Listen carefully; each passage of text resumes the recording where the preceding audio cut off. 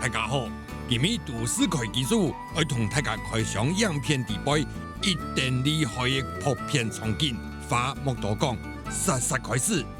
其實我們借的是這個桃園的捷運工程，真實的工程哦，真實哦。這個，再講一次哦，現在這不是片場哦，這不是片場哦，這個是真實的，所以才說100年難得一見啊。有些人可能一輩子都沒有看到這樣子。然後捷運呢，就是在這樣子的環境底下打造出來的。那這個呢，走在這個樓梯上面就是不能奔跑。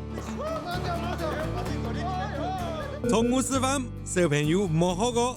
來，1、2、3，哦好，過來，加，嘿，來，安尼哦，1、2、3，好輕大哦。Hello， 各位朋友，大家好。今天來到我們都市開基住的這個隧道的場景，這是隧道外哦，這個是景片。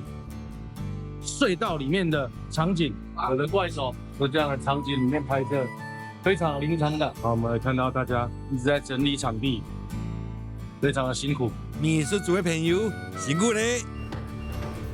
拍怪手是每一個男生的夢想，那真的非常有成就感。在戲劇裡面，我也會有一些怪手的技術動作，請大家拭目以待。可以看得到，我們現在在這個攝影棚超級大，你看它就是照理來說，它就是會封起來，然後就只有這2個加壓艙會對着外面是可以進出的。加壓艙的這個艙口，哇，